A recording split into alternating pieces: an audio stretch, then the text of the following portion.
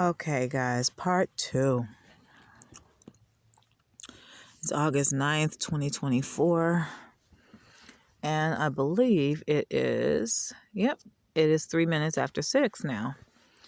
I had to take a short break because I hadn't eaten anything since yesterday. And that was around 3. And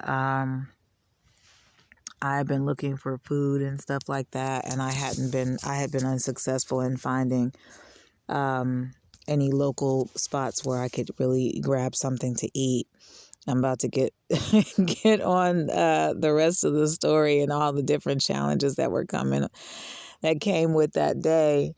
In addition to having to walk miles around that city just to kind of get things rolling, and them only having 2 ATMs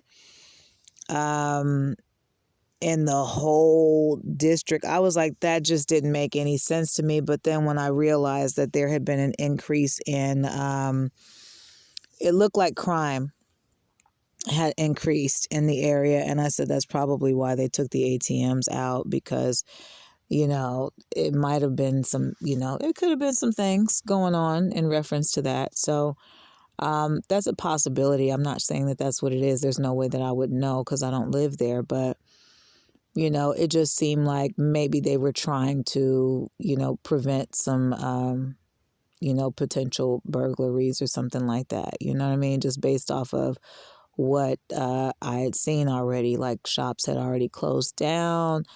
In some buildings, the windows were broken.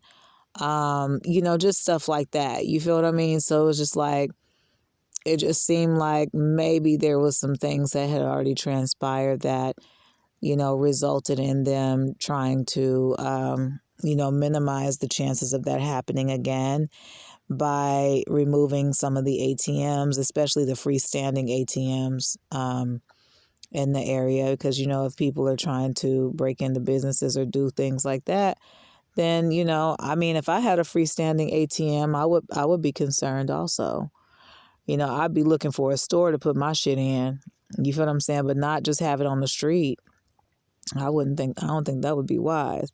But anyway, moving forward. So looking for the ATM, walking miles around the damn city, taking pictures though the whole way, enjoying being out there because I hadn't been out there in years. I mean years, like over 5 years, right? Well, no. Well, yeah. Pretty much over 5 years. I had to think about it. Over 5 years. That's crazy to me. That time went by so fast. So anyway, after I finally found an ATM or whatever, I went to, freshen up in the restroom or whatever, because it was extremely hot out there. And I mean, everybody was sweating, honey. It was like, I was like, damn. So, it was nice to be able to cool off somewhere. I went to the 7-Eleven, which was one of 2 ATMs, and used my card to, try to withdraw some money. And the ATM didn't recognize the card. It couldn't read the card, right? And I was like, oh, man, all right, whatever, so I got to find that second one. I just don't know. The second one, what I mean by the second one is the second ATM, but I'm like, I just don't know where it is. And so then there was this lady who was standing in front of me, and she had a hat on, and there was like, one of those big camouflage, what do you call those? They're little weird looking bugs. It was like a big, they're usually in the trees and stuff. And then, it happens. They get on you sometimes, but they look just like leaves. They're bugs, but they look like leaves, and they're big. And child, there was one sitting on top of this woman's hat as she was just talking.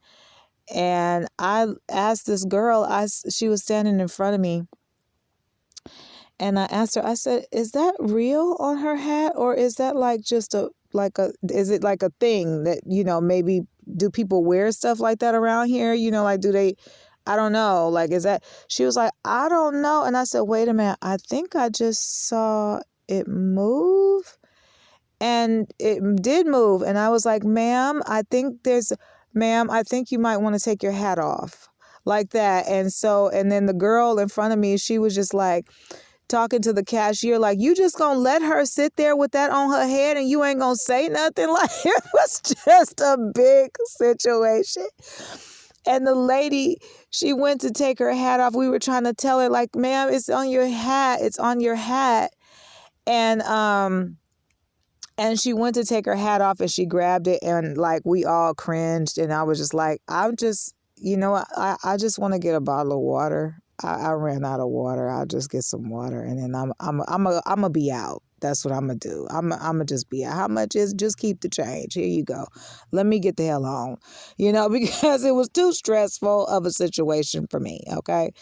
So anyway, so I moved on, and the lady, I don't know what happened after that, because I couldn't look at it anymore because I didn't understand like what was really going on with that, So anyway,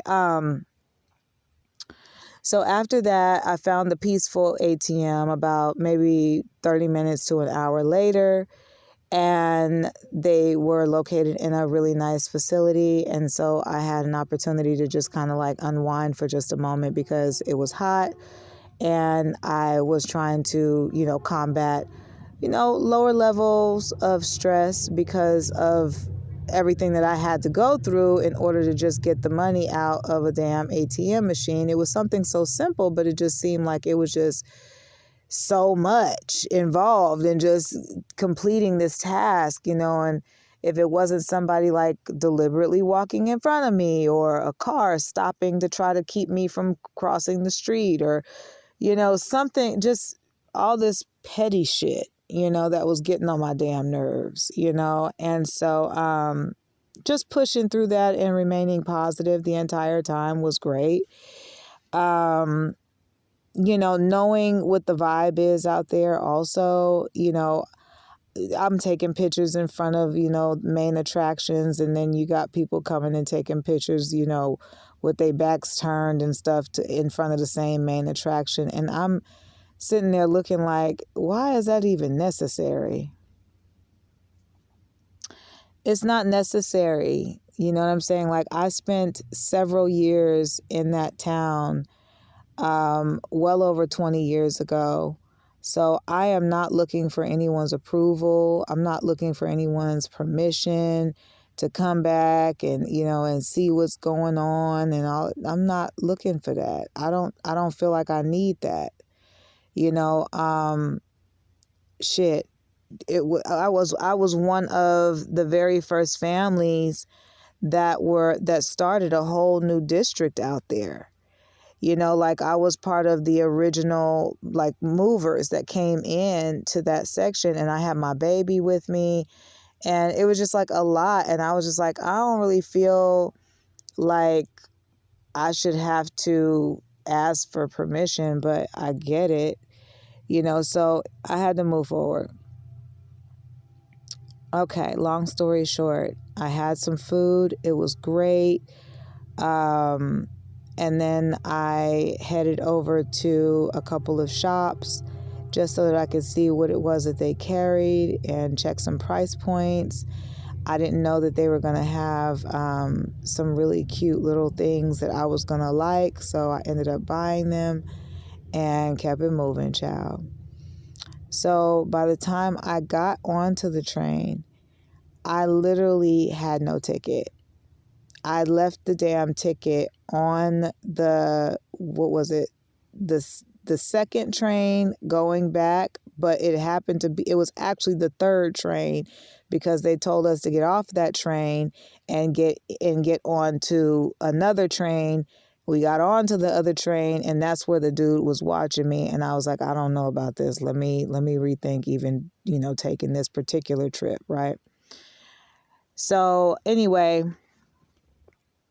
okay, guys, so I'm going to shorten this story up just a little bit because it's long. It was a very long day. It was very, very long.